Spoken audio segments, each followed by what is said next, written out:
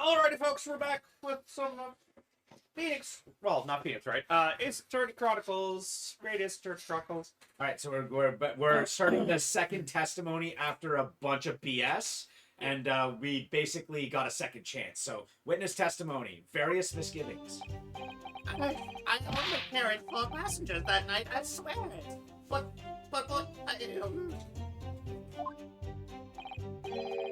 Well, I, for one, was told I had to pay 5 pence for the bus. He fiddled us on the fare, he did, and then I saw that blood-curdling sight as well. It's all too much.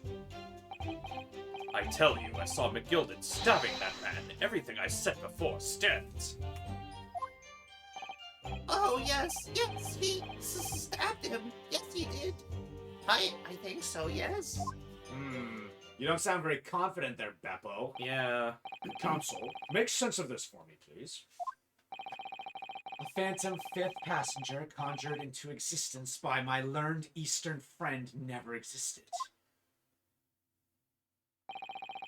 The confusion has arisen from the coachman's sly little cozenage? I want to say Cozenage. Cozenage?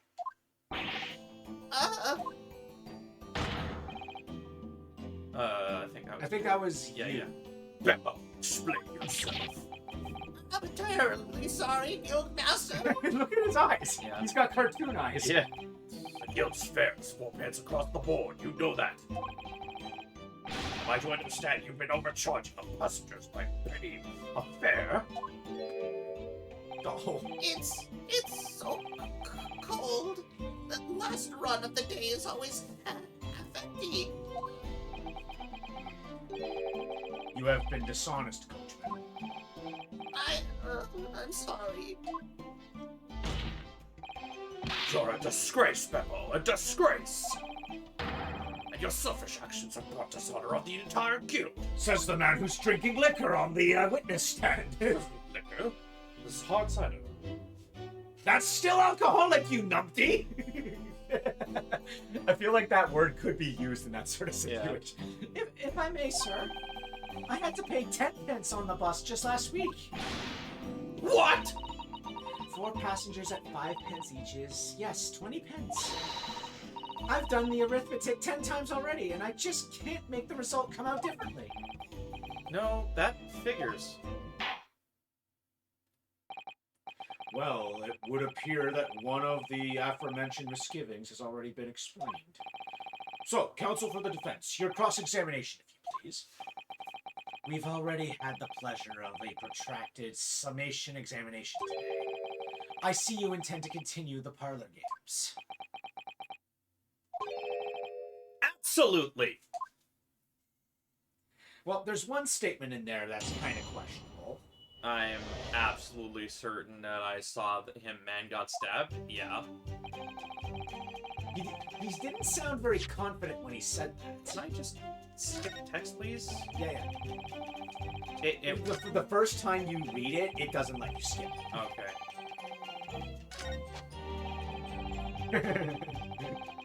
It's like Han Solo when he does the finger pointing. Never tell me the odds.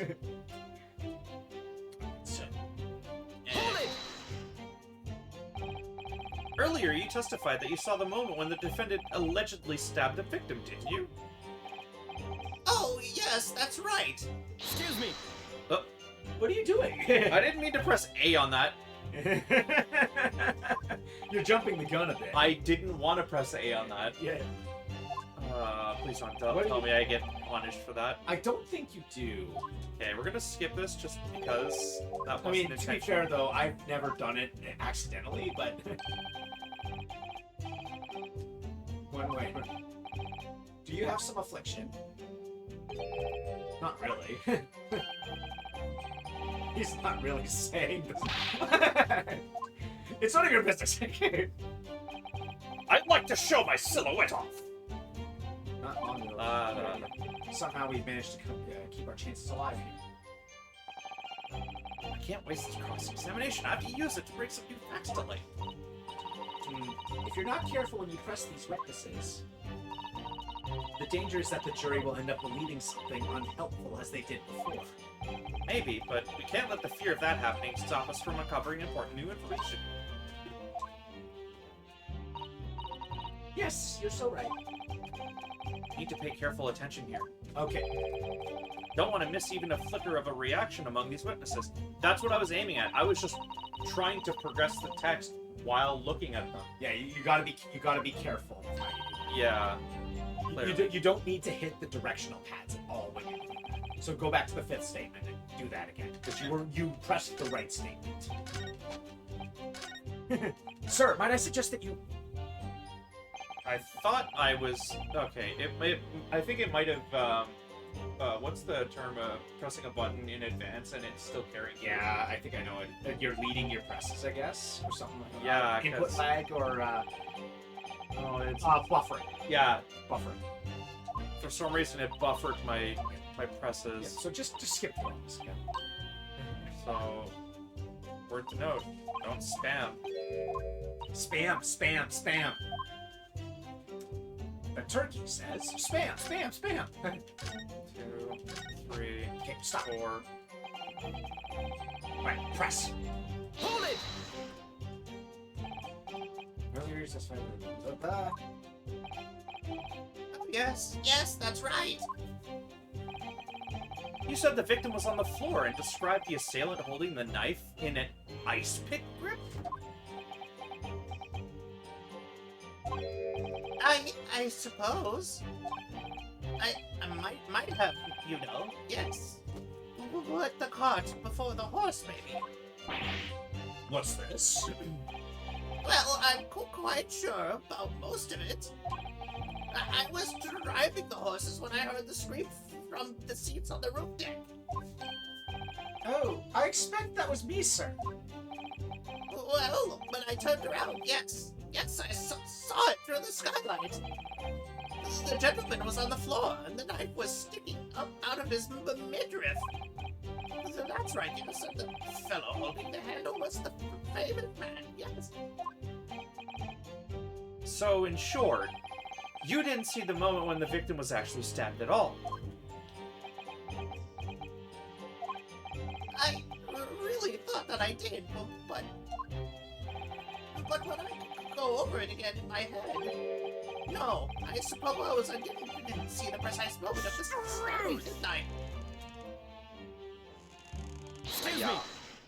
You had it right. You did it a little too early. Yeah. Do you have something to say about that, Mr. Fairplay? Now you listen to me. I know what you're thinking. He didn't really see the exact moment that the fellow was stabbed. What are the chances of that? Eh? Are you asking me to tell, or telling me? He's getting flustered. I might be able to extract some new information from him if I answer him cleverly. Could he have just happened to see the exact moment of the crime was being committed? I wouldn't say some days are like that. Yeah, no chance. Well, it is a little hard to believe, certainly. Unless you spend your time peeping through a skylight on the top of an omnibus, that is. Peeping! I'm a respectable city beggar, I'll have you know. And I know what I saw. I remember it as clear as a Ballarat day. Game, could you stop, like... You have to press it hard. Yeah, I know, but it's like, oh, you double press this statement, but you didn't press any of these. It's picky. It's Yeah. very picky. It's a lose-lose. It was a grim scene, I don't mind telling you. Thank you, Mr. Fairplay. Oh, excuse me if I was getting a little hot under the collar there, my lord. I would ask you to supplement your testimony with a clear statement about what exactly you saw. Oh, I can do that all right. I'll tell you just how grim it was. And there will be no Billy and Mandy associated with it. Do you think I'd forget the sight of those blood-soaked hands after that butcher stabbed the man? Yeah, I've got the gloves to prove that they aren't soaked.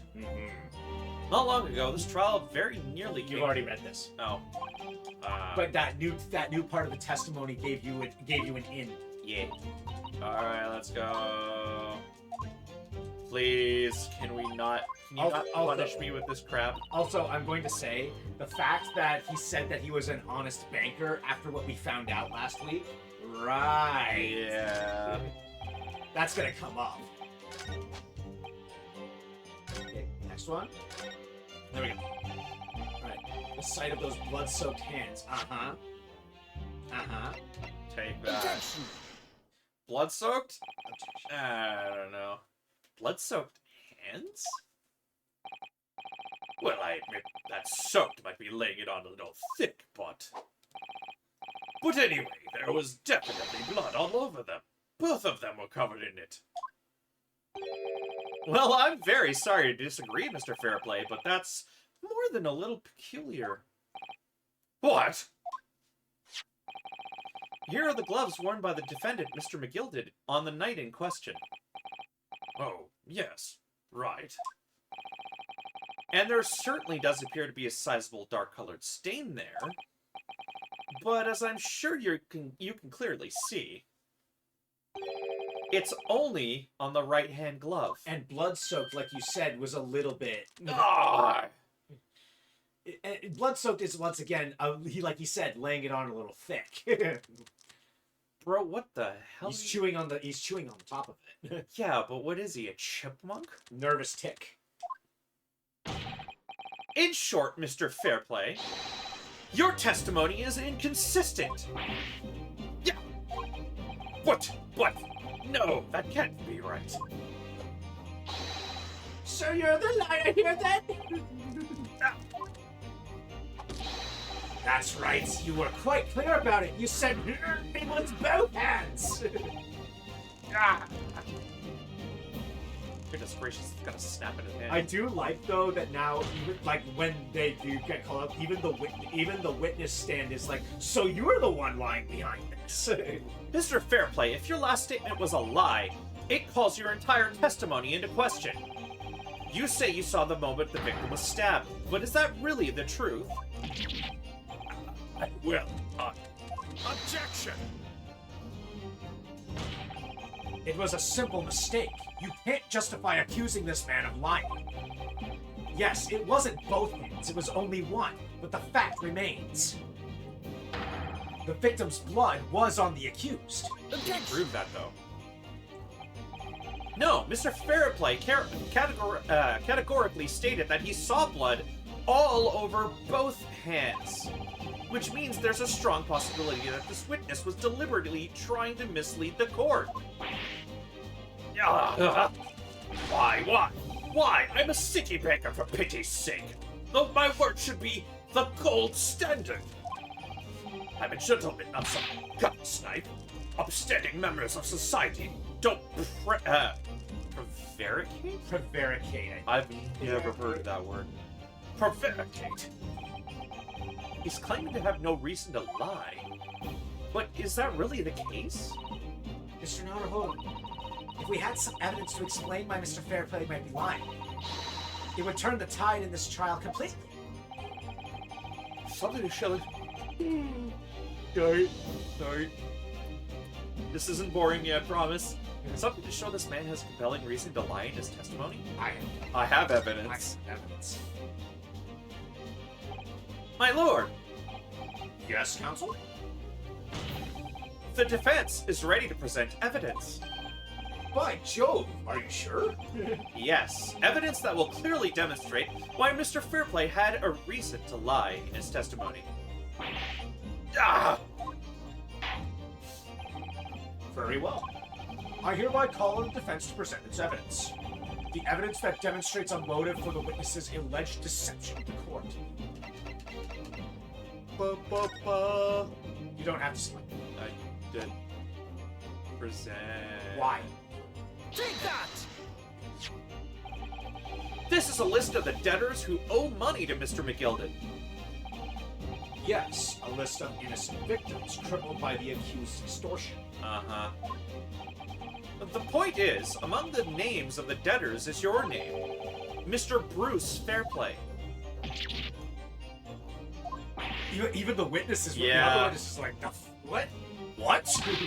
Mr. Fairplay, are you currently indebted financially to the accused? No, well, it's barely worthy of being called a debt. According to this ledger, you owe 20 guineas. Not an inconsiderable sum of money, wouldn't you say? Is it guineas or is it just guinea? I don't know. It Ah. sounds like guinea sounds better. Well, what of it? Let's suppose Mr. McGilded were to be found guilty of murder. What would become your debt in that case?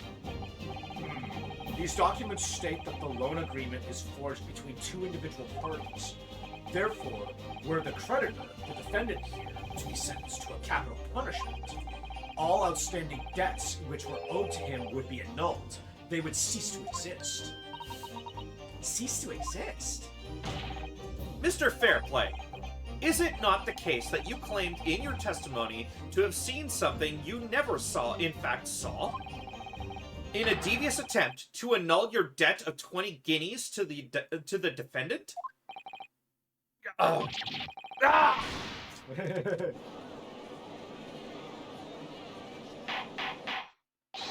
Ordar! Mr. Bruce Fairplay. Yes, my lord. Let me ask you again. And be aware that your answer may have most serious implications upon your future, sir. Did you or did you not see the precise moment in time at which the defendant is alleged to have thrust the knife into the victim?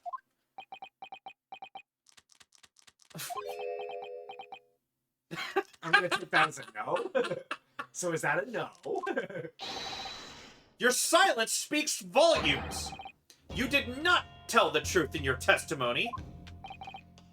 All right. Now let's not make a melodrama out of this. Perhaps I did overstate the truth a pinch. A pinch?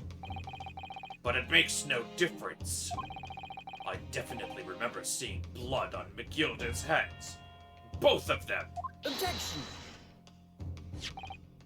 And yet, only one of the defendant's gloves, which we have here as evidence, is stained. Ah, so you keep saying.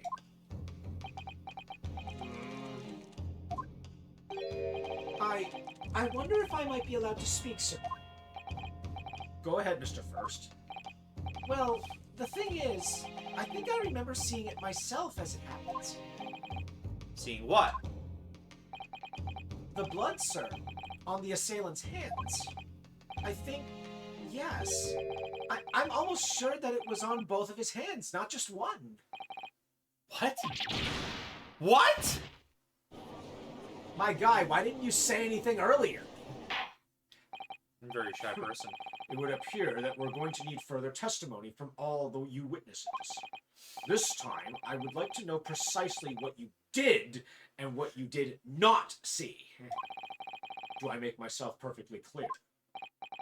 Yes.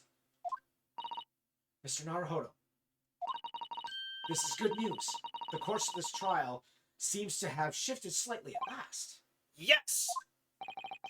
I might finally have a chance to turn things around here. All right. Witness testimony. There was blood on both hands of the assailant. I sincerely and distinctly remember that. However, I suppose you might say that I didn't see the exact moment of the stabbing transpired, if that matters. I remember seeing the knife, and I remember seeing both the attacker's hands with blood on them. I didn't actually see anything myself. No, not until I heard that scream. Anyway, the fact remains there can't have been anyone else inside that carriage, or we all would have seen it. Not necessarily, but... So, nobody saw the moment of... Well, lo and behold. In truth of fact, not one of you was witness to the crucial moment of the crime was perpetrated. I apologize, my lord, but honestly, There's no one else inside that carriage, and the man's hands were covered in blood. That much incriminating evidence is tantamount to saying we saw the man do it. That's really not what testimony is about. Let us examine the interior of the omnibus once more. The victim's fresh blood is clearly visible on the seat, corroborating the witnesses' accounts. In other words, there is no substantial nor significant change in the facts of the case. Yeah, there is. Because if he had blood all over his hands, where's the blood on the gloves? To be fair, maybe he did it without the gloves, and then he put the gloves on to hide the fact? But then that would have left fingerprints on the knife. Not to mention the inside of the gloves would be covered in blood as well. Granted, at this point, fingerprinting probably wasn't that well known. So, at this point in time? I don't remember. Where'd Josh go? He's upstairs. Oh. Very well. Your cross-examination, counsel. Sorry. Yes, my lord. All right. So in this regard, new information came up. So when all else fails. I'm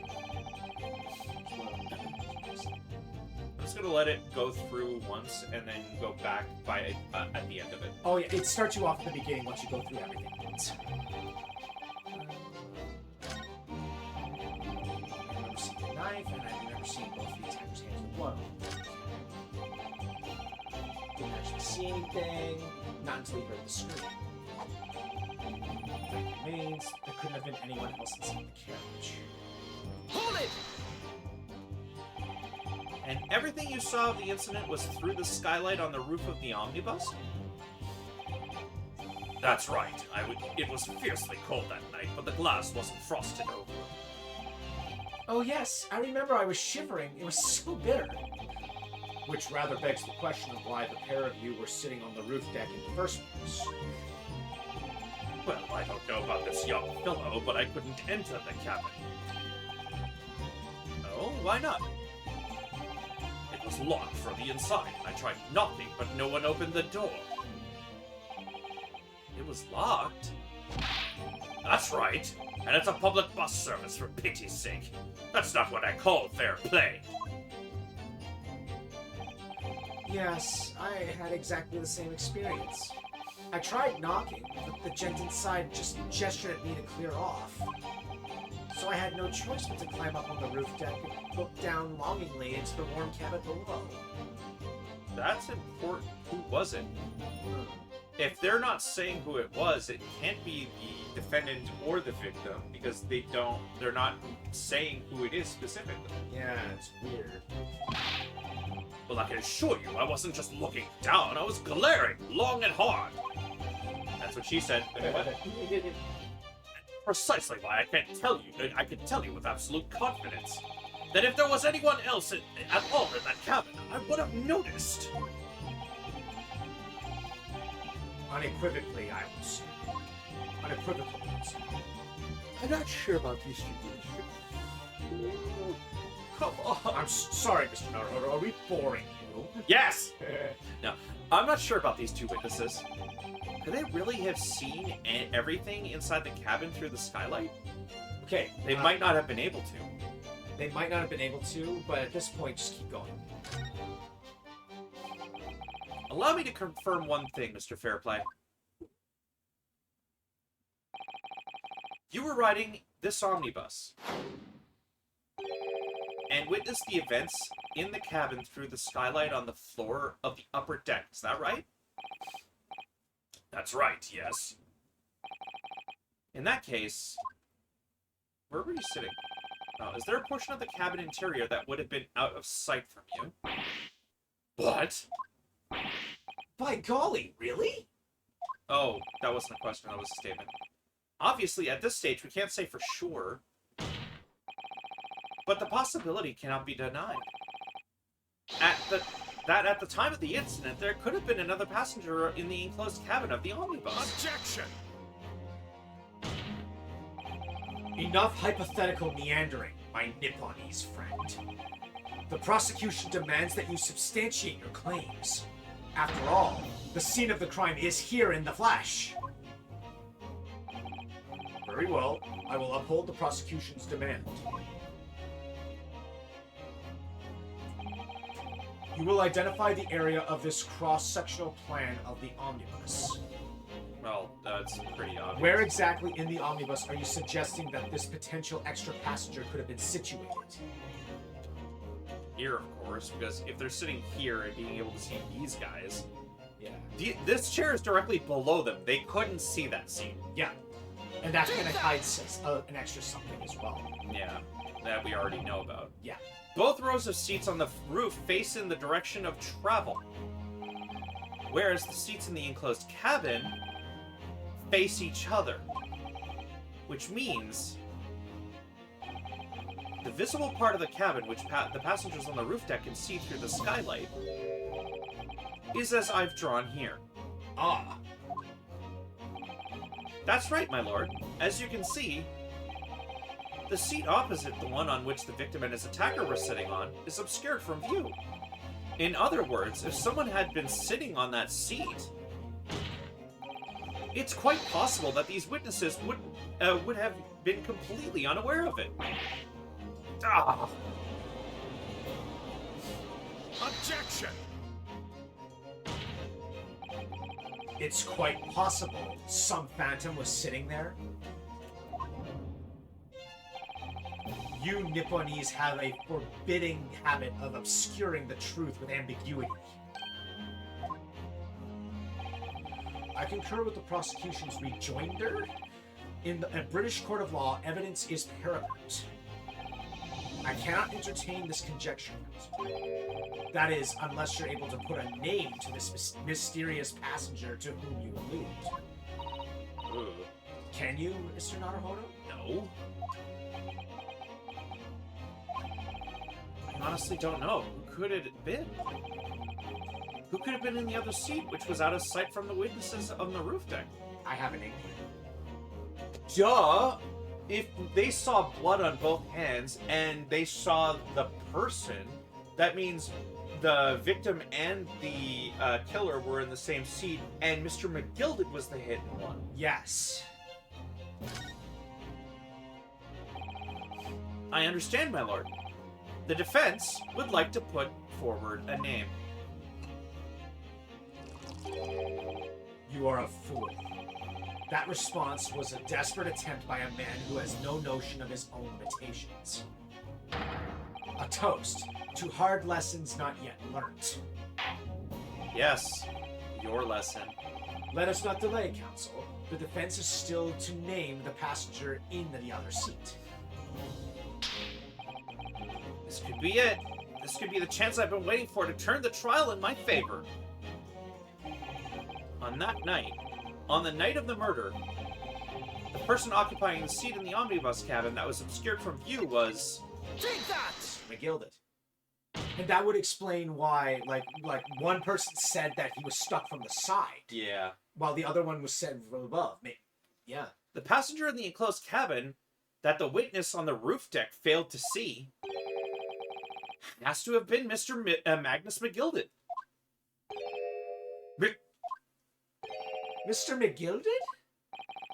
What are you talking about, counsel? That's the name of the defendant. Objection! If I desecrate this chamber by smashing my hollowed chalice, do forgive the discourtesy. I'm pretty sure it wouldn't light up if the candles were closed. Yeah. Lord Van Zeeks. People talk of those tiny island nations in the Far East as having a learning and culture of their own. But I see they use the terms ill-advisedly. What are you trying to say? Let me explain in terms that even a student of an artless backwater such as yourself might understand. When the bloody scene unfolded, the victim and his assailant were sitting side by side. Multiple witnesses have attested to the fact. It's the very premise on which this case is built. Yeah, that's why I'm saying that. But that premise may be wrong. What? If the victim really was sitting beside Mr. McGilded, it creates an inconsistency that can't be reconciled in any way. What inconsistency, counsel? The defendant's gloves, my lord. Both witnesses made the same testimony. They claimed that there was blood on both hands of the person sitting next to the victim. Objection! Yet we know the truth to be otherwise. Only one glove bears the gory remains. Objection! The point is, even in the face of this irrefutable evidence, both witnesses have maintained their stance. Yes, their testimony remains unchanged. Exactly. They both adamantly swear that they clearly remember seeing blood on both hands of the assailant. In short, their memory of events is correct, and their testimony reveals the truth. It was somebody else sitting beside the victim that night, a third party we have yet to identify. And the victim's blood was on that passenger's hands. Both of them. Objection! And who was this third party? Obviously, the true culprit. Extraordinary! Order! What exactly are you postulating? Objection! The defense's postulation is just that, nothing more than conjecture. The witnesses have clearly stated that they saw the accused. No, they didn't. Objection! But when elaborating on his testimony, Mr. Fairplay said the two of them were wearing hats that I couldn't exactly make out their faces. Yes. The tops of their heads were obscured by the roof. I could see the rest of them, though. Yes, that's right. Both gents were most certainly happy. Hatters do tend to notice such things. And what particular styles of hat did the two gentlemen sport, Mr. First? I'm afraid I don't remember.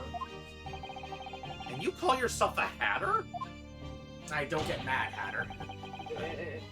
The style of hat makes no difference. There was no third passenger in that cabin. Actually, yes, it does. How can you be so sure? Because if there had been, the accused, Mr. McGilded, would undoubtedly have offered to depose the fact. Depose the fact. Unless, that is, you are proposing an even more preposterous explanation. Maybe there was a fourth person hiding the third person. Yeah. And then the fifth person. That the accused failed even to notice the presence of the true culprit in the very cabin in which he traveled. Ah! There is a possibility. Yeah. We already know how they did it. Yep. He's right. If there was another person traveling in the enclosed cabin of the omnibus, it's inconceivable that Mr. McGilded would have been unaware of it. I mean, he did say he was sleeping at the times. Yeah, But- and he's hard pressed to be woken up from that. But even then, Order! There's clearly a simple solution to this problem. Bring the accused, Mr. McGilded, to the stand. Well, what say you, counsel? The prosecution objects. On what grounds? As a suspect, he will have already made a full statement to the police. But what if there's some reason why he's unable to speak freely? Magnus McGilded is no uneducated ruffian. If it indeed turns out the man has been withholding information, you can be sure it will be a most deliberate act. Counsel for the defense, what is your opinion? My lord, should we ask Mr. McGilded to testify or not? Demand his testimony. Yeah, like, I need testimony to continue this, so yeah, keep going. Yes, we need to hear what he has to say in order to find out the truth. The defense would like to call Mr. McGilded to the stand. In that case, I would like to hear the opinion of the jury. Yes. I need a little time to consider this. If you ask me, I think we should hear what Mr. McGilded has to say. Get the man here, say! It would be utterly illogical not to hear his testimony. When something needs doing, get it done. That's how I run things at the guild. And not to stiff them! Hearing what the patron of my favorite little park has to say. Oh yes, that would be lovely. Yes, the jury says the man must be hurt. Uh-huh.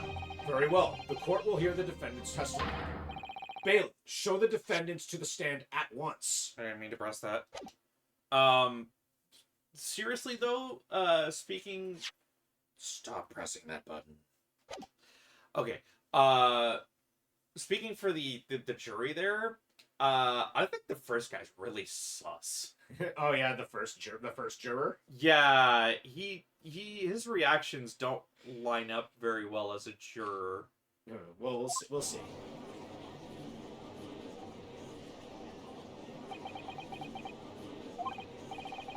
You know, maybe what actually happened that night will finally become clear.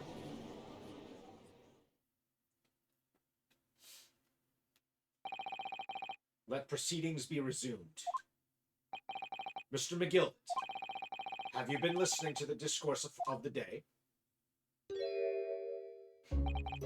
To be sure I have, my lord. There are now two matters on which the court desires to hear from you. The first is whether or not there was a third party with you in the omnibus cabin, as proposed by the defense. The second is that if such a person was indeed present, why did you conceal that fact from the police? Begad, no, 'tis not in my nature to hide anything at all. Just answer the question, please. The truth of the matter is, I've been desperate about this all along. Do I tell yous all, or keep me mouth shut? Tell us what, Mr. McGilded? The fine fella representing me is absolutely right. In the carriage on the night with myself and the other man, there was another passenger. It's true? Aye, and 'twas me who helped the little urchin get away after it all happened. You... What? He's an accessory to murder. Right. He's just... Hold on. Let's not jump to conclusions. No, Magnus McGilded. That convenient excuse can't save you now. I'm truly sorry, so I am, Lord Van Zeeks. I'm sure you'll be wanting to know why I said nothing when I was taken in by the police. I do be having a very good reason, I assure you. Which was? Well, the little child was just in the wrong place at the wrong time, and not in any way involved, you see. What? If the police had known the wee one was there, they'd assume she'd done it. They'd have hauled her into this here courtroom, just like myself.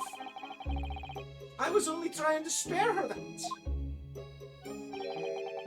Young hearts and young minds are easily damaged, my lord. And who was this young child of whom you speak? That I don't know. You don't know? Aye, well, the wee thing just happened to be in the carriage that night. I never saw her before or since. Objection! We have absolutely no reason to believe this man. The prosecution calls for the witness's statements to be disregarded by the court. You know, I wouldn't be surprised if the urchin isn't here in this courtroom as we speak, listening to the proceedings. What? Oh. Ah, smoke! Ah, fire! It's fire! Look, someone's trying to get away! Come after them! It's no use! I can't see what I'm doing! What's going on? Be careful, Mr. Nahuro. Cover your face! Bailiff, don't let the accused escape. Secure the omnibus. I hereby call an emergency recess. Bailiff, ensure the defendant is in custody and clear the courtroom. Interesting. We were hurriedly removed from the smoke-filled courtroom by the bailiff. amid scenes of chaos as people stumbled over one another in their desperation to flee the chamber. We had no idea what was happening. All we knew was that, for the time being at least, the trial was suspended. Excuse me.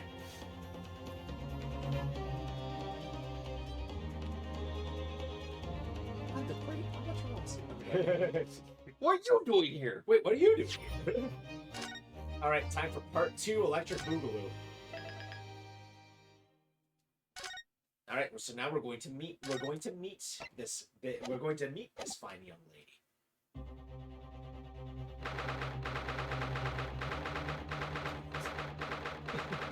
18th of February, the Old Bailey, Defendant's Antechamber.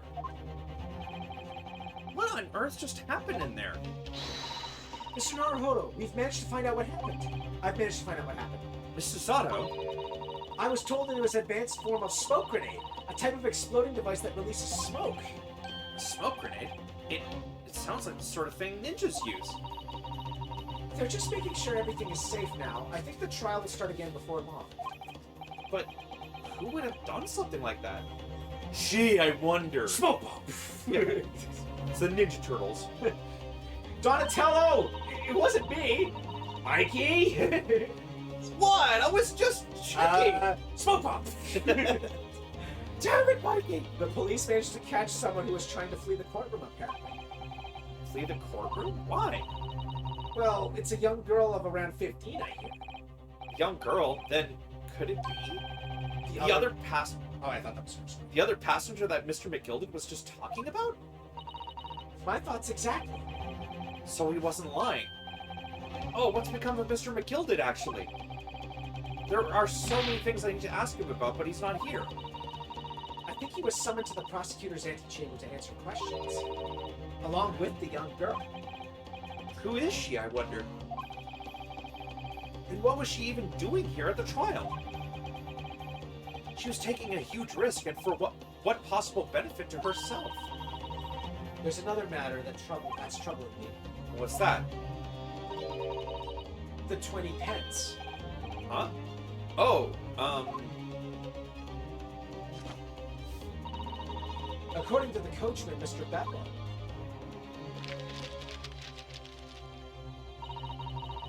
he took 4 passengers that night at a fare of 5 pence each. That comes to a total of 20 pence exactly. so she got on without paying. She snuck on, probably. Yeah. But now it seems like there were in fact 5 passengers. Which means the figures don't seem to add up again. She's right. That is strange. But the thing is, it's funny because the Beppo admitted to the fact that he stiffed people. Yeah. So she clearly snuck on without him realizing it. Yeah. Counsel for the defense, kindly proceed to the courtroom. The trial will recommence in 5 minutes. Oh, thank you, officer. We'll go in straight away. Well, whoever she is, I imagine this young girl will be asked to take the stand and testify now. I really can't imagine what she's going to say, but it could alter the whole direction of the trial. We'll know soon enough, Mr. Zato. Yes!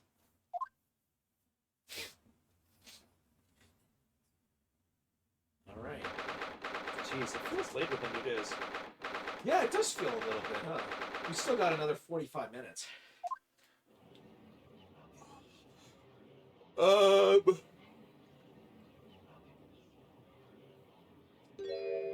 Alright, time to voice her. Wait a second. This isn't her again, is it?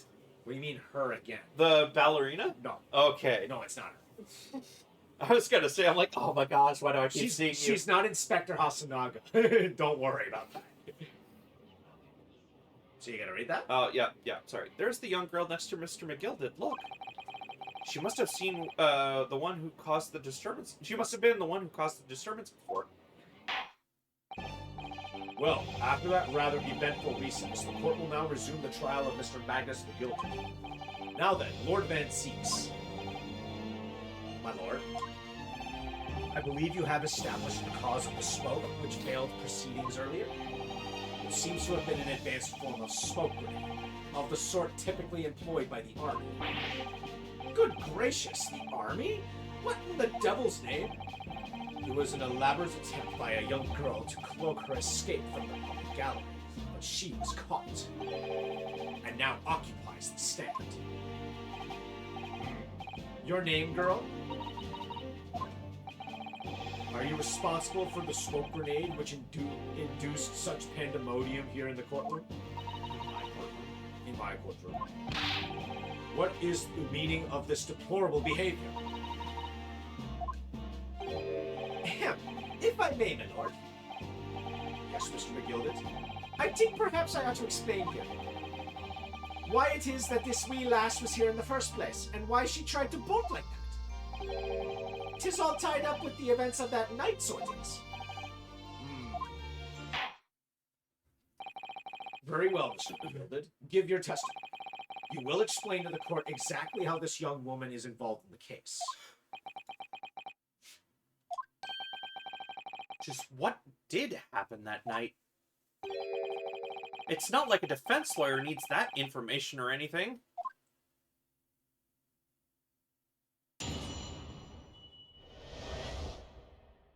The young girl.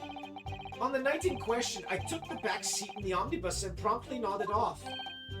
Then, begorra, a loud thud and a wee scream woke me up with a fair start. There was a fella collapsed on the floor at my feet, so I set him up on the seat across from me. Then I turned to find out where that scream had come from, and bless my soul, Herc was on a roll. What did I find?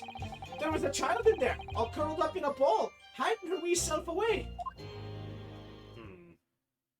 Okay, so he's just outright saying that she was hiding in that little compartment.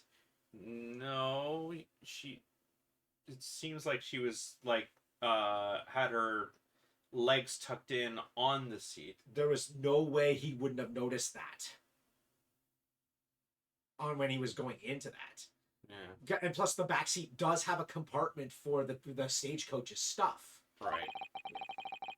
I remain somewhat baffled, I confess.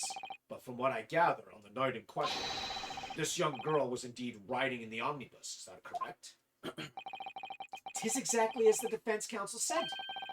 This lass was the 5th passenger, my lord. But she was there before anyone else was.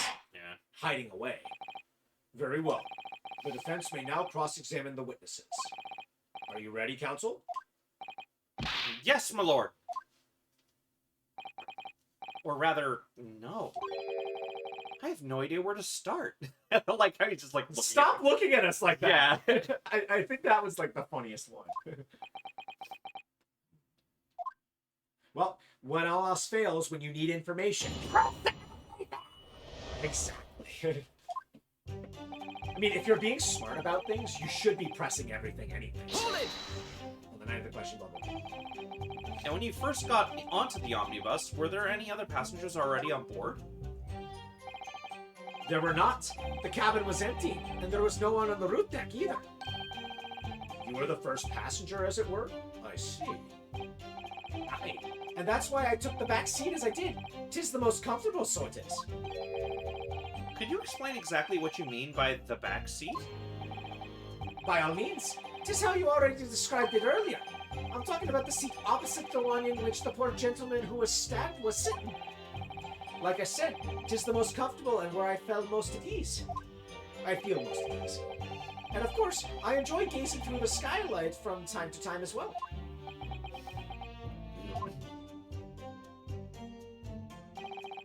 Then Begorra, a loud thud, and a wee scream woke me Hold up it! with a fresh A loud thud, you say? And a scream? Aye, that's right. How can I explain it? 'Tis like the sound of someone falling to the ground. That sort of noise. So you think it was the sound of Mr. Mason falling to the floor having been stabbed? Well, now, you'll remember I was asleep at the time, so I wouldn't like to say. And when the sound woke me and I opened my eyes, there wasn't a soul to be seen in the carriage but the fella on the floor. You didn't see anyone. But at the same moment, you did hear a scream? Ah, from the seats above you on the roof deck, I presume? Not above me, no, me lord. 'Twas from inside the cabin. but I wasn't altogether thinking about the scream. No, I was too stunned by the desperate sight before me eyes. There was a fella collapsed on the floor at me feet, so I sat him up on the seat across from me. Hold it! You sat him up? The victim, you mean? That I did, on the seat across from me, as I said. I could plainly see the poor devil was already gone. And you wouldn't believe a dead man just lying on the floor now, would you? Leave a dead man lying on the floor, would you? Tis common courtesy, so it is. I find that a little hard to believe. Ah, Lord Van Seeks, now why would that be? Not that. You wake up to find a man lying dead at your feet in the carriage. Any normal person would hail the cab. Any upstanding member of London society, that is. Wow, throwing shade. Well now, as you know, I'm in something of a special line of business. The business of lending money to at exorbitant rates of interest. Unfortunately, my lord, not everyone is thankful for the help I offered them, and some would even see me dead. So I do try, where at all possible, to avoid getting myself in a tangle of trouble. Are you suggesting you were just going to leave the man there? Heavens alive, no! I was always intending to abhor it, as I was. Only I had a mind to find out the whys and wherefores first. The whys and wherefores? Right you are. There were some details I wanted to understand before anyone else got to meddle. That wee scream I heard, for example. Wouldn't you, your good self, do just the same? Yes. The scream he says he heard at the same time as the thud of the victim collapsing. Then I turned to find out where that scream had come from, and bless my soul, what did I find? Hold it! I'm afraid I don't understand. I'm sure you told the court that there was no one else in the carriage except yourself and the victim. So I did, sir, so I did. As far as I could see, that is. What do you mean by that? Well now, 'tis a queer thing. The wee scream I heard as I woke up. It came from, if you'll excuse the vulgar expression, under me backside. Good gracious. Under your backside? It came out of your ass? Well, no, I wouldn't go that far. But you'd be surprised the weird things that come out of there. And when I lifted the seat on which I had been sitting, I found there was a wee cubby hole there for storage. Mr. Naruhodo, we can examine the omnibus ourselves, remember? Yes, of course. The whole bus was submitted as evidence. I already know about it. We already did that. This would be a very good time to have a thorough look around inside. I already did that. Already did that. And that's when I found her. There was a child in there, all curled up in a ball, hiding her wee self. Hold it! You say she was hiding herself? Aye, that's right. So if it wasn't her, then that means there was a sixth person. Maybe, yeah. Gracious. Ugh. 'Twas hard to see in the dim lamplight, but she was all curled up in a wee ball. When our eyes met, well, me heart nearly stopped beating in me chest. You're really overacting this. Still and all, I pulled her out from under there and sat her on the seat opposite so I could have a wee chin wag with her. The seat opposite? That's right, just next to the dead gentleman there. That doesn't seem correct. Well, you never know. You sat this young girl next to a corpse, sir? Yeah. Well, as I'm sure I mentioned, a gentleman in my position could all too often find himself in mortal danger. So, I needed to find out just who this urchin was, you see. And while I was in the middle of talking with her, I heard another scream. A fella's voice this time. Presumably that scream was Mr. First, who was sitting on the roof deck seats. Right you are again, I would say so. Looking down through the skylight, he must have seen this young girl and the gentleman with the knife in his belly.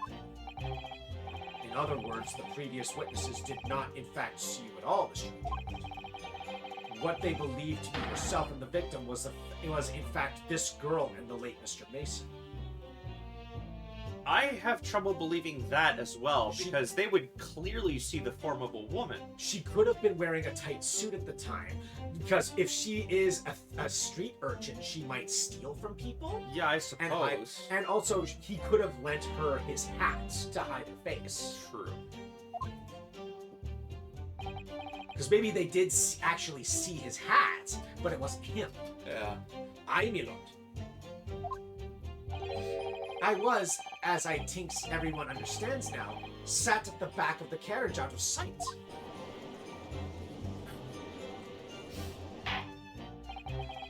It is certainly plausible. The defendant is somewhat diminutive in stature, and readily confused, perhaps, with this young girl. After that, of course, with the scream from the gentleman over us, the driver realized something was wrong and pulled up the horses. Thank you. I've heard enough. The events as explained are clear in my mind. However, at least one conundrum remains. Who killed it? Who is the girl? Who killed him and who is the girl? Who, what killed the dinosaurs? The Ice The Age! Ice Age! Her name is Gina Lestrade, my lord. Really? We're dealing with Lestrade? Yeah, Okay. yeah. You know what I'm getting at, right? Yeah. That is a Sherlock Holmes character. I know who you're talking about. She's a chancer. Earns her crust among large crowds, relieving people of their purses. What's commonly called a pickpocket. What? This girl here? A petty thief? Ordar! Ordar! Is this true, Miss Lestrade? Miss Lestrade, you will answer the question. Ah! Fucking... Why did she have a grenade launcher of smoke pellets? Pink smoke bomb. Did Nora Valkyrie give her that? What? I had to share the love of It's grenade. a girl! I have a love of grenade launchers. Sue me. How dare you? What is the meaning of this? Ah! The girl, she's gone. Open your eyes. I'm over here.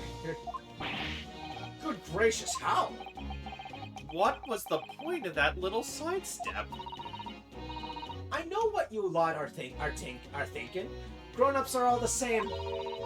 This dirty little dipper, you say, slipped up and got caught on the job. She got herself backed into a corner and she knifed the gent. Go on, that's what you're in your heads, ain't it? No, not at all. This is a court of law. We're here to determine the truth, not cast... Green smoke bomb! It's a leprechaun! Like Rigo's face, just like... Yeah, this doesn't faze me. Not when I've been judo thrown like 10 times. Eh. Look, knives are for cowards. Only thugs use weapons like that. All I need for what I do is these fingers. I'm a professional, alright? Maybe not in your eyes, but I got pride in what I do.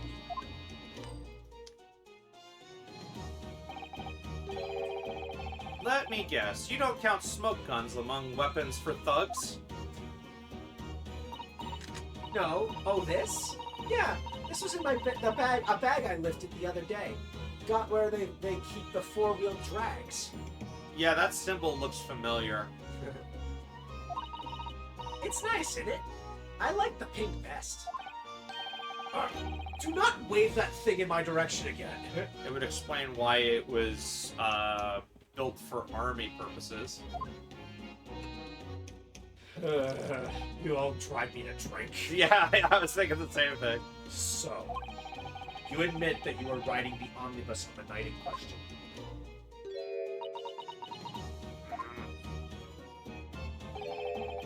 'Tis all right, lass. You can tell them the truth now.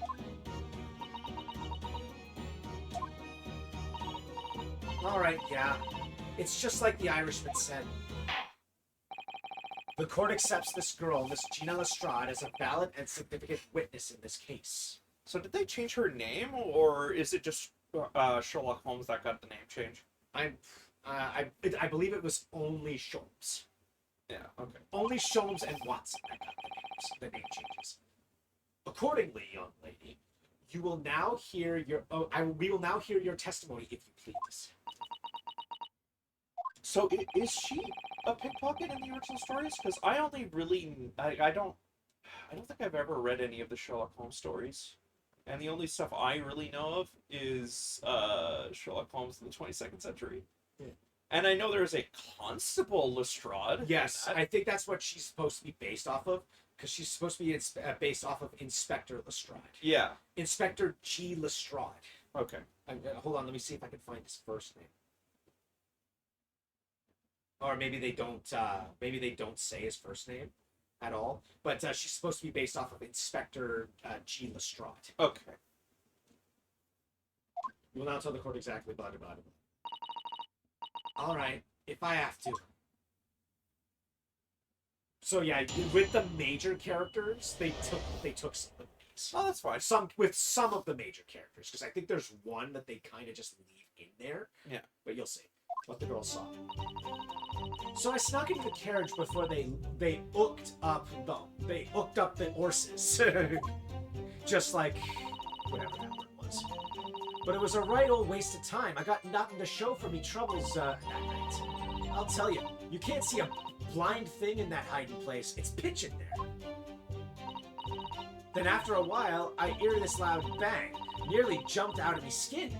Out me skin, I did. And a scream just came out. It's because of that. This swell for me. He did help me get away, right? It's hard reading Cockney. Yeah, it is. Is it? No, you want to read it? That's fine. Or it's either that or it's really lowbrow British. Yes, he let you go. I fail to understand why you would let this street urchin go, Mr. McGildet. Oh, 'tis simplicity itself, my lord.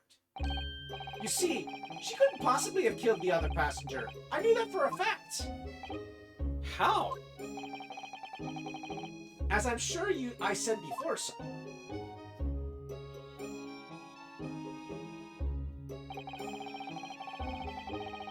I was sitting right on top of the place where she was hiding herself. I think that a demonstration is called for. But this is where I was sat then. And the cubbyhole of which you have spoken is underneath the seat, I presume.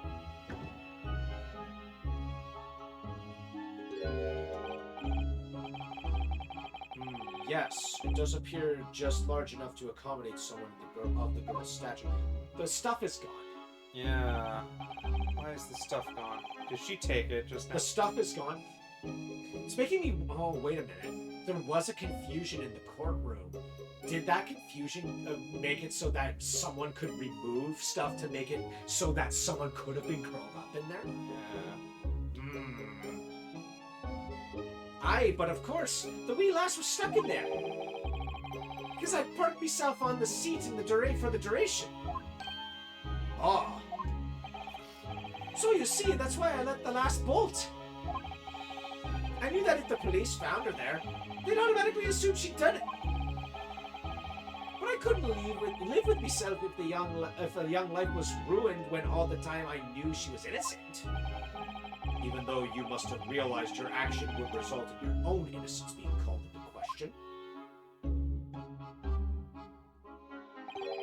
Not at all, my lord, not at all.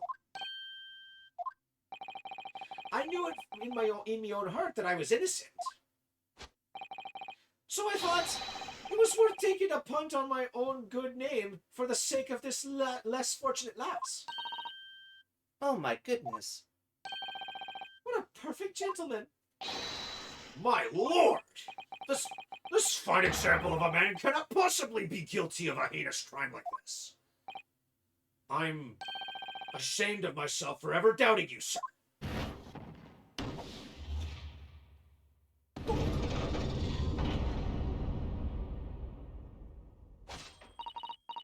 With calm, calculated reasoning, one arrives clearly at the truth every time.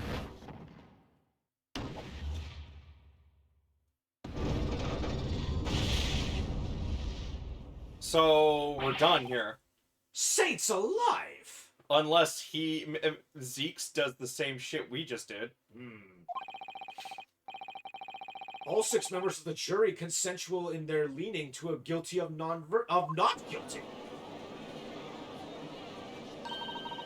Mr. Naruhodo, this, well, it must mean It must mean what? that we're victorious. We've won? Are you sure? Objection! My boots! If the sight of my iron-heeled Wellington offends, pray do forgive the discourtesy. Okay. These boots were made for walking, Your Honor.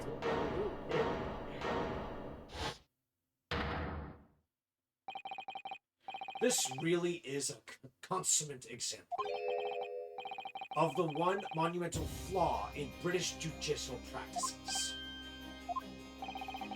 Where evidence and reasoning should be paramount, emotion rules the day. Emotion? The witness's latest statement gives us a clear insight into his true nature. What do you mean his true nature? Do you really think Scotland Yard would have made such a glaring omission? After the incident, the omnibus was comprehensively searched by officers of the police. Obviously, the interior of this cubbyhole, as the witness would put it, was included in their investigation. The compartment under the posterior seat was full of the coachman's belongings. It's noted in black and white here in the police report. Good lord! The evidence has been tampered with. In order to corroborate Mr. McGillen's story, someone has unlawfully removed everything from under the seat. What? And like I said, there was a moment where it could have happened. Yeah. Ordar! Ordar! How could such a devious contrivance possibly have been effected, counsel? Naturally, we must acknowledge the deficiencies of the constabulary in allowing this to have happened. However, I assure you, when the omnibus was wheeled into the courtroom this morning, the compartment under the seat was not empty. And we did examine it, and we did see the stuff in it. Well, my Nipponese... So if I didn't check it at all until this point, I would never have noticed that. Exactly. Wow. Yeah. So now you know that he's not speaking bullshit. Yeah. Me? When the carriage was submitted as evidence, doubtless you examined it in fine detail, as would any self-respecting practitioner of the law. Pray, what did you find the condition of the underseat compartment to be? I am going to lie! No. Oh, to be sure, the young gentleman will be able to clear this up in a jiffy. Not in your favor. Sorry? To be fair, if this is your first Ace Attorney game, you might not think about that. Yeah. Whereas in this case, if someone is trying to obscure the truth, you're going to try to find the truth. Yeah. Yeah, so go ahead. You tell the court now, fella. How this is all an elaborate excuse for the desperate Lord Van Zeeks. Yeah, it's not happening. So now I'm suspicious of the guild. Yeah. Well, counsel, do you have something to say on this matter? How am I supposed to answer? What can I say about the state of that little compartment under the seat in the omnibus? To be fair, if someone hasn't played Justice for All, we might not even consider that our defendant would be guilty. Yeah. So in I this didn't look. It was empty. It wasn't empty. It wasn't empty. I really don't know if giving this answer is helping my cause as counsel for the defense. But as far as I remember, at least, when I first examined the compartment, I'm fairly certain there were a number of articles inside it, yes. Are you sure, Counsel? Ah! Bewitched! What are you saying now, you daft doll? I thought you were on my side here! I think even Ben Six was surprised that you're agreeing with it. That he's agreeing with you're agreeing with it. What game are you playing? Your task is to defend the man in the stand. Yeah, defend, but not lie. Yeah. Why would you say something to compromise his position?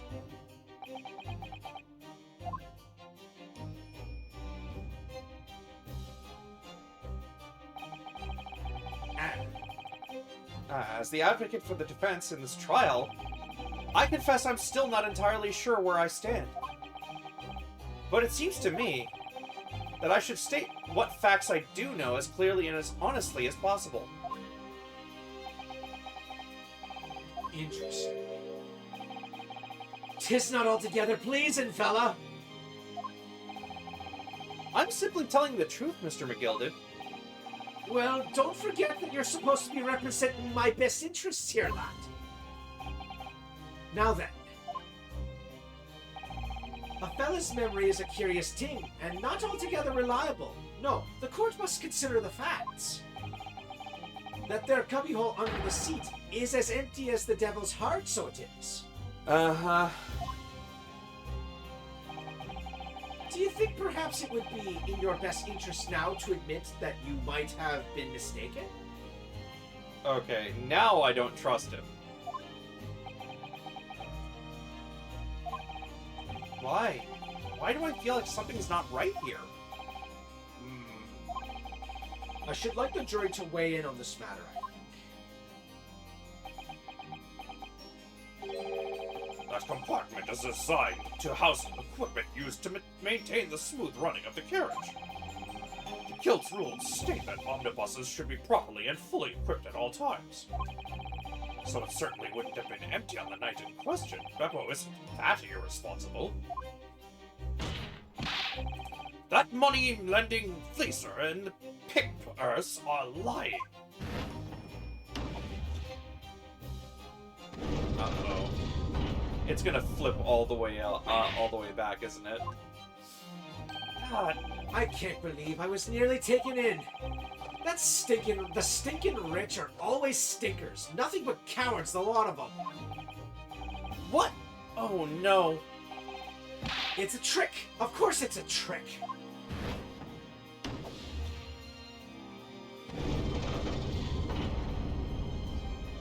Am I gonna have to do this thing over again? Quite so. I must concur here. They're all gonna vote black, and I'm gonna have to do the whole stupid rigmarole of getting them back on my side all over again. With calm, calculated reasoning, one arrives clearly at the truth every time. Yes, but every time a different truth, it seems. My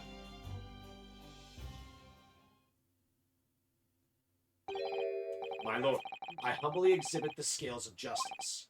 Clearly, a verdict of not guilty at this time would be wholly inappropriate.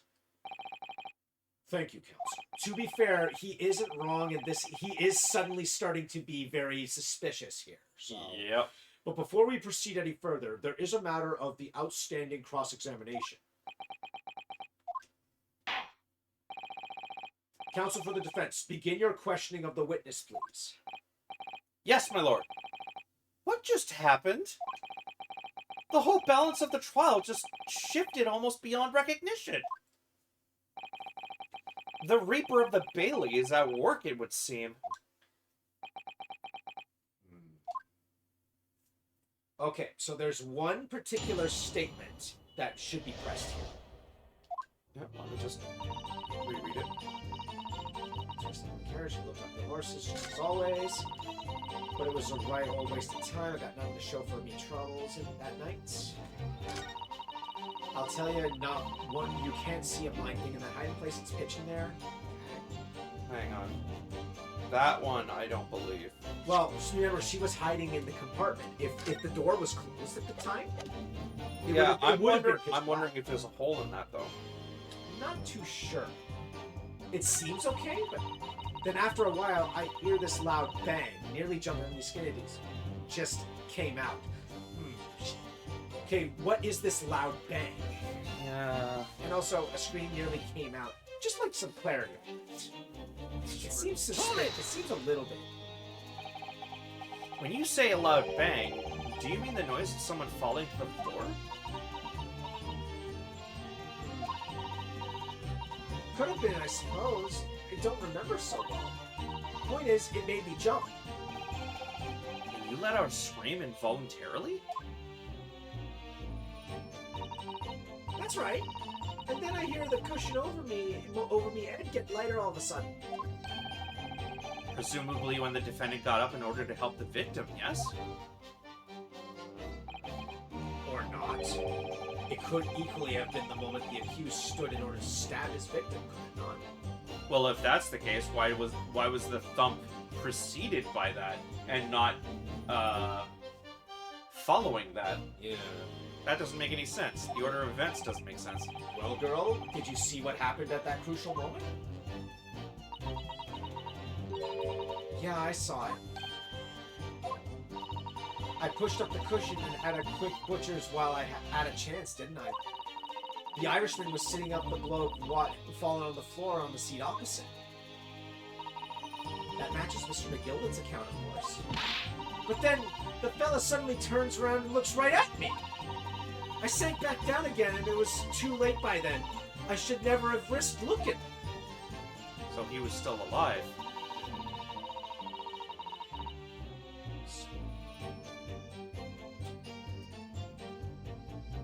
Huh. Hold it! And when Mr. McGilden discovered you, he pulled you out from your hiding place? I was scared stiff, I was. He dragged me out and sat me down on the seat and all. Next to the victim, Mr. Mason? Yeah. The bloke had a knife in his guts. He was still bleeding. Then the carriage lurched a bit, and he had fallen up. He ended up falling onto me. Oh, how awful. Both the hands got covered in blood. It made me feel sick as a dog. Both her hands covered in blood. That must have been what the rooftop passengers saw. Okay, this is starting to sound more and more like actually Mr. McGilden did do it. After that, I believe you talked with Mr. McGilden for a while, is that correct? He asked me some stuff. Wanted to know me name and what I was up to and all, and that. Then I heard something from up above. Someone screamed.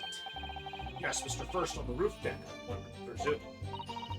Well, I didn't want no one seeing me face, so I didn't look up. Then the horses were drawn up smartish, and this here Irishman says to me, "Get back under the seat. I'll see that you can get away later." Okay, I noticed something. I noticed there might have been an added statement there. All 6 members of the jury had decided the defendant was innocent. For one brief shining moment, yes. It's clear that they are all still very unsure. If we just find some conclusive piece of evidence among this new testimony, I'm sure we would clinch the verdict we want. Yes, I think you're right. I have this niggling feeling. Something's bothering me, but I just can't quite put my finger on it.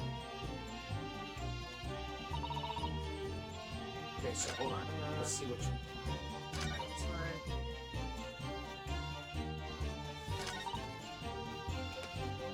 Hold on.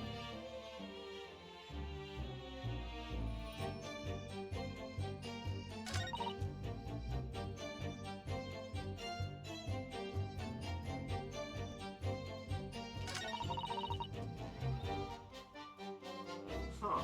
I think this one might be a little bit off.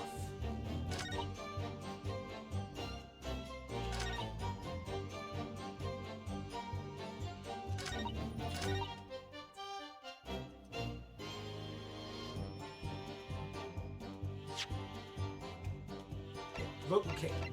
Look at the statements again. Okay, go back one. Go back one.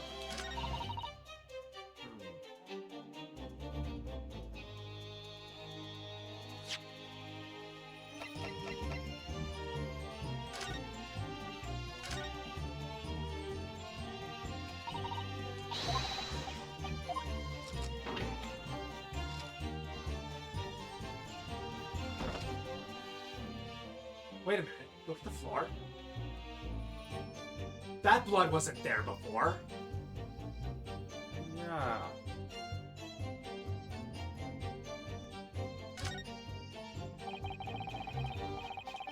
I'm not gonna read that. I'm not gonna read I'm not reading it either.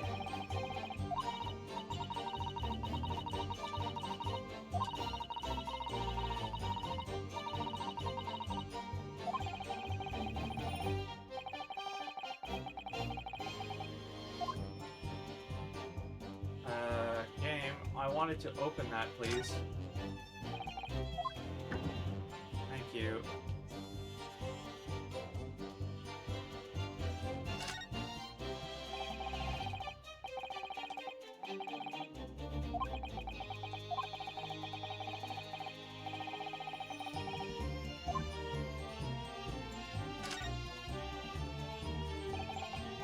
That's blood, isn't it? Is something wrong? Oh, it's just... Well, this bloodstain is so obvious, that's all. And yet, Van Zeeks had made no mention of it. I suppose that does seem a little strange. Why do I have such a bad feeling about this? So I'm gonna be led to use that evidence and be caught in the act, aren't I? press B. Okay, so the statement that I told you to press on, that next one, that is the one you're supposed to press. But for some reason, press it again. Hold it! But this time, while Gina is talking, look at McGilded. Yeah, I know, I wasn't going to do that.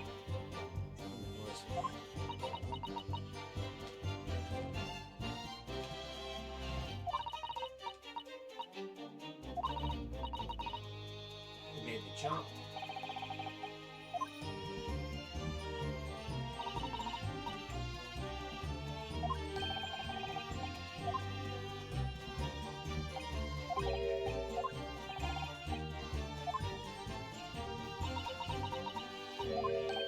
I didn't mean to press that right away.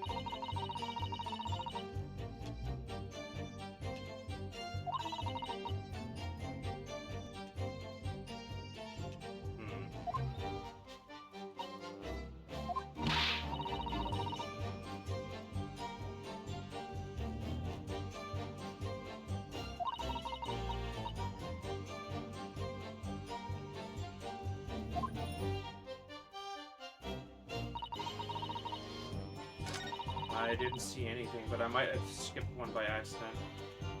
Oh, it got the thing wrong. Now press the third statement. Wait, okay, so hold on.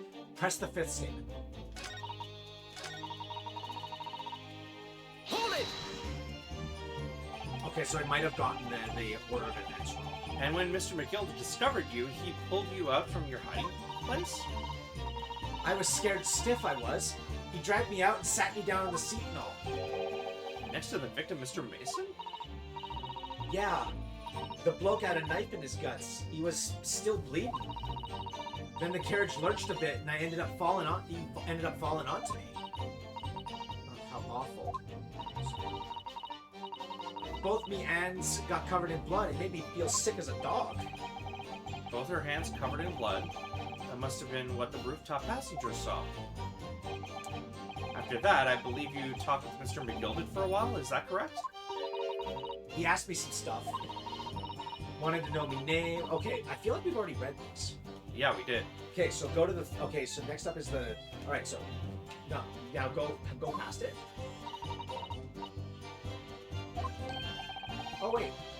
This was the 5th statement you pressed? Yes. Okay, so then press the 4th statement then. Try the 4th statement. I did press the 4th statement last time. Did you? Yes. Did anything happen? I might have skipped one line. Okay, of because text. like Other both, than that, both the walkthroughs I looked at were saying inconsistent things. yeah. Don't worry. You can do this. Yeah, it's okay. So now try the 4th statement.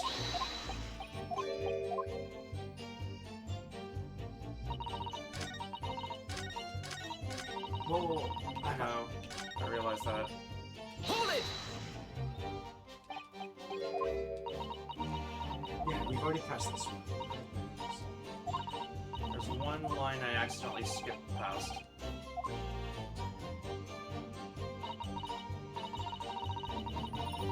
Okay, yeah, so we've done this one. So now do the 3rd statement.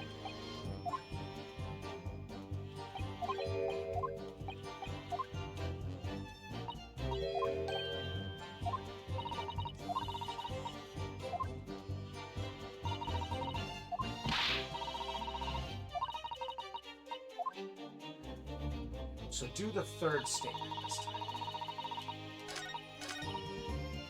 Hold it! So maybe you were right, but again, I was being misled. So you couldn't see out into the cabin at all? Not a jot. Most days I push the cushion up with the end and look out at the crack. Then I can have a butcher's at what I'm gonna fiddle. I thought you were a pickpocket, not a butcher. I mean, I can have a look. The sea I get under ain't as plush as the other one, see? So most of the time the passengers plant themselves opposite. That's the inconsistency. She's saying that the chair isn't as comfortable as the other ones are. He said it was the most comfortable seat. Weird.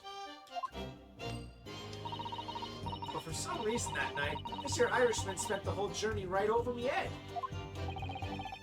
And for that reason, you weren't able to push the cushion up to peek out. I see. Truth is, I ain't too happy in small dark places. Feels too much like being thrown into the clink. You got something to say, bro? Excuse me! The first walkthrough I was looking at did not say anything about this. Yeah. Is something wrong, Mr. McGilded? It said that he would react, but it said press the 4th statement, then it would turn into the 4th statement again. Yeah. Something would be added and you would get... Oh, I do apologize. Was there something the matter, Council? I'm just wondering if Miss Lestrade's last comment made something occur to you, perhaps. You seem to be thinking of something to yourself.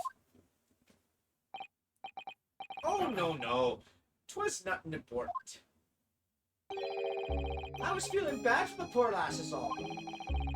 I remember feeling desperate myself as a young lad. Shut up in the dark. 'Twas terrifying, so it was. I see. Yes, I'm sure we can all sympathize. I'm still scared of the dark now. Aye, and I don't know about yourself, but I find that the darkness seems to make everything you hear seem that much louder as well. He's leading. He's leading her. Yeah. Suppose it does. Maybe. Miss Lestrade? Did you hear something that night? Anything? An unusual noise, perhaps? A huge fart? You really think I would hear I would hear a fart reverb? No, not really. All I could hear was the Irishman snoring. Big jabbers, there's no need to tell the whole world to give me foibles, you little scamp. What a pity. If only Miss Lestrade had heard something, it might have given us a vital clue. Yes. I'm sure you make that last statement of hers. It's insignificant. I didn't mean to press that. Oh, you know what you need to do. Yes. Great. The button mash of destiny.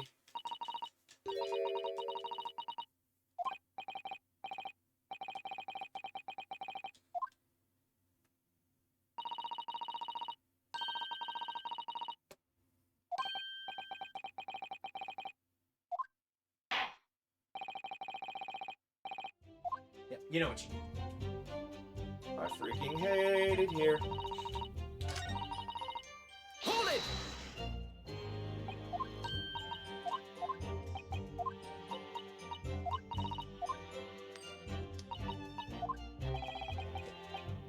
I know.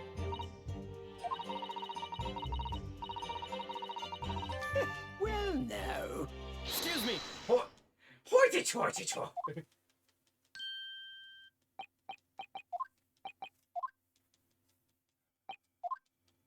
To be fair, that the two statements that you have there do kind of Gapora you. Yes, they do.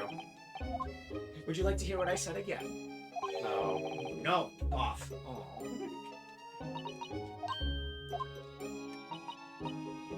So she heard snoring.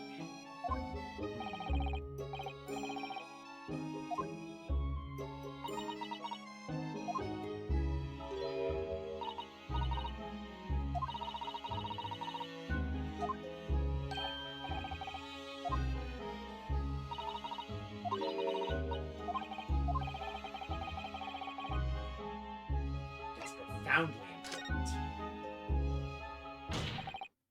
My lord! I believe the statement just made by the witness is profoundly important. Profoundly important? But all she said was that she heard nothing. Yes, which is profoundly the profoundly important point. Yeah, I'm almost sure of it. she said she heard nothing, and then she stated that she heard snoring. Which one is it? I'm almost sure that I don't understand the inner workings of your Eastern Mind Council. Nevertheless, That's racist. I think everyone here is a little bit racist. Yeah. Miss Gina Lestrade, you will supplement your formal testimony by repeating that last statement. Superment? What are you on about? Don't give me all that fancy talk. I know what you're trying to do. Well, it won't work on me. That's right. Insult the judge. Always a good move. I was straining the ears to work out what was going on, but I could the ear was snoring. More info, please. Hold it! So you were straining to hear what was happening the entire time since the moment you hit yourself? Not exactly, no. Sorry? Well, there was no one in the cabin to sit with. Start with. I could just push the cushion up and have a butcher's to see what is what. What was what? But then, when I saw this swell getting on, I got me head down, so he didn't notice me. And Mr. McGilded sat on the seat under which you were hiding, correct? Yeah. What you Adam and Eve in it? What a mug! Don't unless you get an exclamation point. Don't bother. Okay. It won't be that subtle until much later. There will be stuff more subtle later on. Okay. So, but when it's subtle, you'll see that something's off. Yeah. So then all I could do was listen. I was waiting to jump out of there as soon as I heard him leave, see? But would he? Not likely. Even though we stopped here and there, I never heard the door open. So I just had to stay put and listen, and I'm his pigs and to market, snoring like an old dog he was. Are there any conclusions we can draw from that, I wonder? It doesn't add up. Miss Lestrade, what you have just told the court is clearly at odds with the facts. Eh? At odds? Are you sure, man? Absolutely. It seems my learned Nipponese friend is not as dull-witted as I feared. So Van Zeeks realized it too.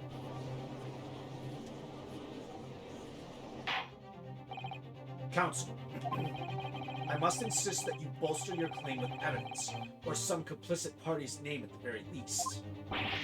Yes, my lord. I expect you to demonstrate this alleged contradiction to the court. According to Miss Lestrade, whilst she was hiding in the omnibus that night, she heard nothing but the sound of Mr. McGilded snoring. But Think, Ryunosuke. Think. Think, Mark, think! Think, Mark. Okay, don't press anything yet. What do you think?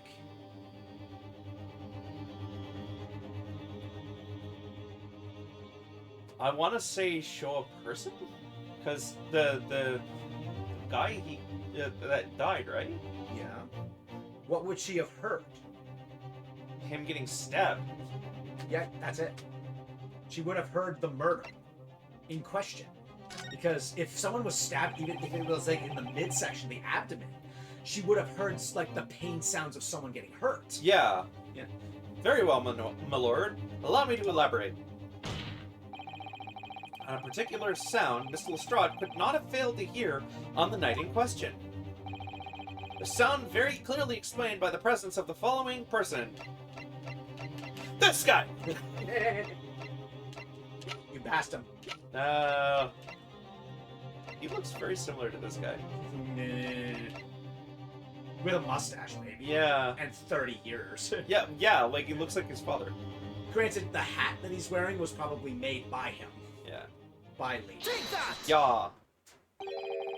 Rice fired Mason. He was fired 3 times from the same job? Yes, Yeah. he wasn't very good at his job. Clearly. Yes, my lord. The sound that Miss Lestrade cannot have failed to hear is that of the victim, Mr. Mason, boarding the omnibus. That too.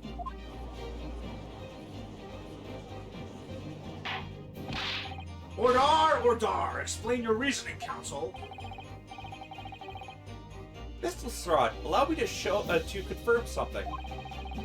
You claimed earlier that you were the first person on board the omnibus, is that correct? Yeah, of course I was. I got on while the driver was in the pub, didn't I?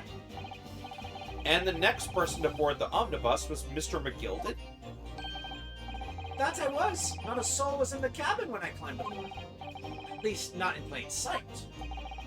So you were, to all intents and purposes, alone in the enclosed cabin of the omnibus at that time. Did I not just say as much? I wasn't traveling with anyone else, and if that's what you mean. Yeah, I saw him get on, remember? Through the crack under the seat cushion. He was on his own for sure.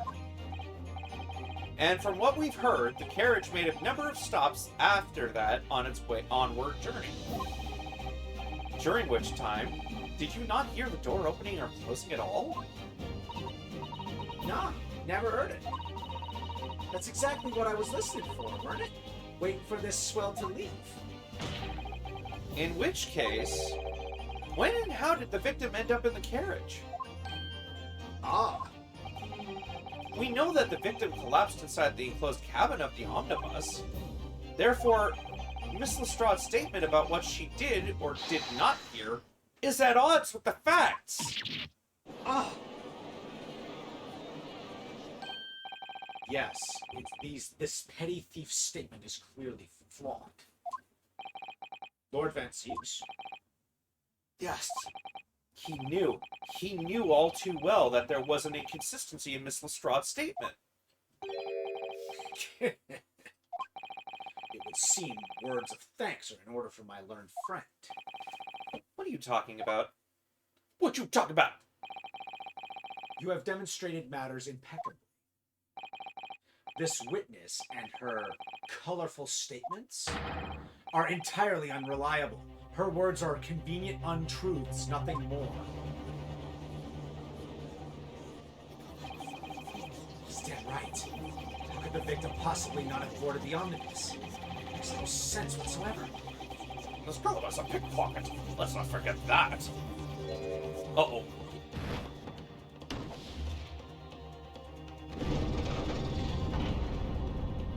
Keys, no. She didn't even say anything! Granny's coming for your wig, McGilded! I didn't want to judge the dear little mite just because she has some rather naughty ways. But I must say, I'm just making sure.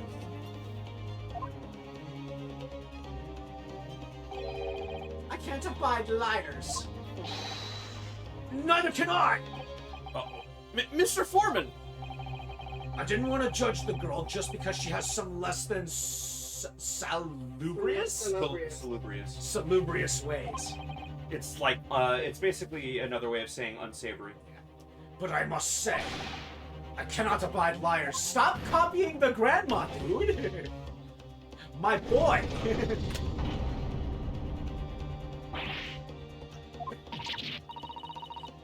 Mr. Naruhodo, that's 5 jury members leaning towards guilty! It's just the knife guy now. I think? Yeah, Actually, no. No, it's the maid. The maid is still in our court. that's true. Why? Well, your consideration for others is refreshing, my Nepalese friend. To the considerable troubles you have spared me. I forgot he actually does drink from the nation. That doesn't look very... Yes, very refreshing. I love the taste. I mean... what are you picking at? You've forgotten who you're working for, you useless Eastern Amadan? I've never heard that term. This is carnage. It's perfect. Bro? Was I actually on the money and he's the killer? Piss off.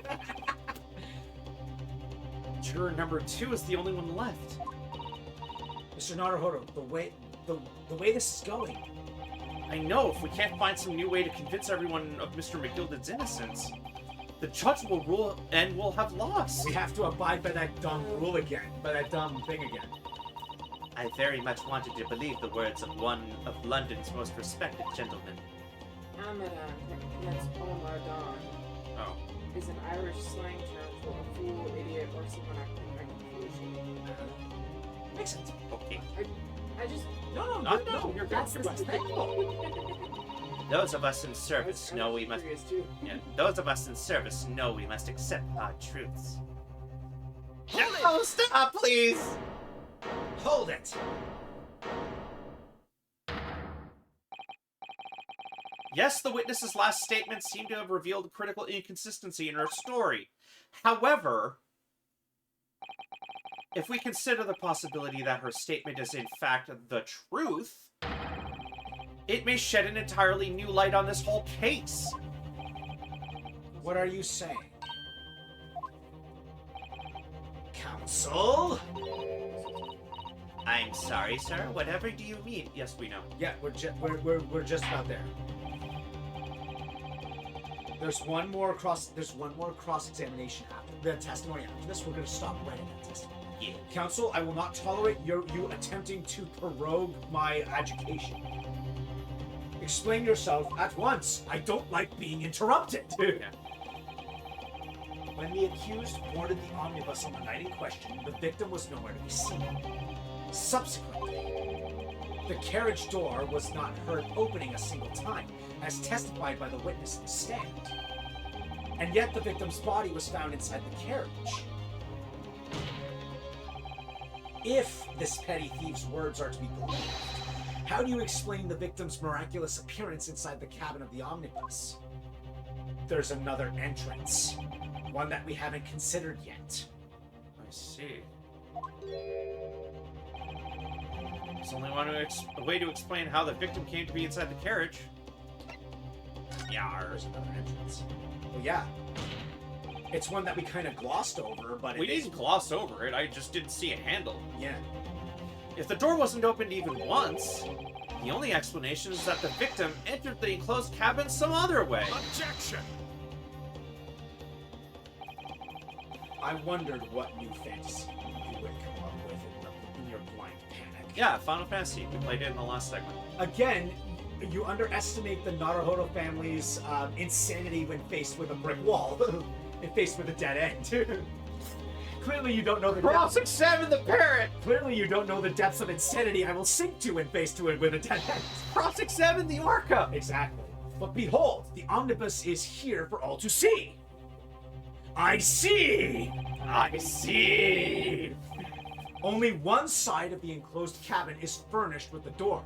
The other has no windows. Has only windows. Fixed windows, which cannot possibly open. In short, there is no entrance to the cabin other than the door. Objection! But there could be! There's one possibility you haven't considered. This is getting... Oh, really? Yes, one other way inside that isn't the door. Another opening, the use of which allowed the victim to appear inside the enclosed cabin. All right, counsel. The defense will identify the location for the court. Here is the omnibus on which the incident occurred. Oh, okay. The way they're showing it to me, I know what it is. Where on earth is this entrance by which you propose the victim entered the cabin? Try to be as specific as you possibly can. Take that! Right. Smack dab in the money. Very good. The answer is obvious. It could only have been the skylight. I say, the skylight? Objection! Your ludicrous proposal almost had me lost for words. However, Objection! The skylight may well be large enough for someone to pass through. Objection! so you claim. But do you have a shred of evidence to support your addle-brained theory? No. Both Mr. McGilden and Miss Lestrade said the same in their testimonies. They each claimed to have heard a loud thud, such as the noise made by someone falling to the floor. Yes, which has already been explained. As the sound of the victim falling from his seat, having been assaulted with the dagger. Oh, so that's why there's a blood puddle on the floor? Because he fell through the skylights? But why is it there all of a sudden? To make that theory viable. Yeah. Yes, it has, but... would a man slipping from the seat onto the floor really have made such a loud noise as the witnesses describe? A noise loud enough to cause Miss Lestrade to let out an involuntary cry, in fact? But if he fell from the skylight, on the other hand, it would be a loud enough thud. Yeah. Good gracious! Perhaps, in fact, that was the moment that the victim made his entrance into the cabin. No, let me rephrase that. The victim didn't enter the cabin as such. He fell into it. Objection! You're now suggesting that the victim fell from the skylight into the cabin? That's simply impossible. How can you be so sure? Because if the victim had fallen inside through the skylight, as you say, the passengers on the roof deck would have seen it happen. Yeah, that's the other problem. And yet, not one person made mention of such events in their testimony. Well, yes, that's true, but...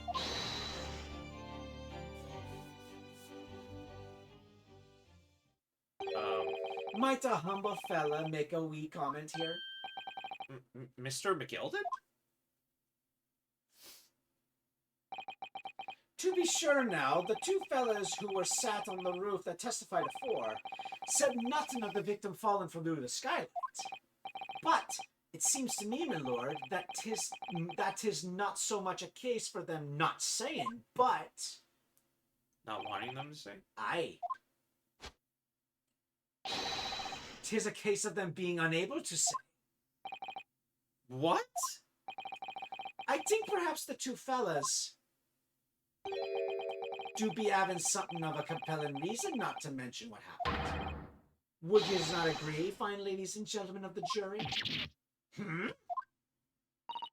Oh my goodness, surely not. Those two chaps on the roof? You mean the ones that struck the knife in the man were... Yeah. So now he's claiming that the two on the top, Fair Play and First, are the killers. So Cool, we're throwing them under the bus. Got it. Just what exactly are you insinuating here, you blitherer? Mr. Okay, so him I don't see. What the frickin'... You rotter, he said. You rotter. What are you insinuating? I'm sorry, but Donald Duck, called. He wants his angry stance Okay, back. so I will say, I don't see why he wouldn't do something, but Fair Play does have the ledger, so he technically does have a motive. Yeah, Fair Play does, but he doesn't. Yeah. Unless... This is a flaming outrage. I couldn't mind to give you blinker in a minute. It is a flaming outrage. The only thing that should be that flaming is the great flaming Moltres. He'll give you a shiner in a minute, he said. Or so will I, and so will I. Mr. Fairplay? You're effectively accusing me, a city gentleman and a well-respected banker. And me? A very angry hatter? Oh, so you're saying you're a mad hatter? Suggesting that someone like me could have stepped that man in the guts, it's a disgrace. It's scandalous. It's inconceivable. I protest. I protest in the strongest possible terms. That's right, I protest too about you, you rotten scoundrel. Oi, oi, oi, oi. Ordar, ordar, ordar! This is not the time, witnesses. I will not permit this wanton invasion of the stand. Return to the anteroom at once. But this is beyond reason, my lord. Oh, it's outrageous. It's very hurtful, you know. My lord, if I may comment. Go ahead, Lord Van. It was the defense that incited this outburst from the witnesses. My learned friend has seen fit to abandon all protocol and accuse the witnesses without proof. Accuse? I never intended to. It seems, young Nipponese, that your command of the English tongue is wanting.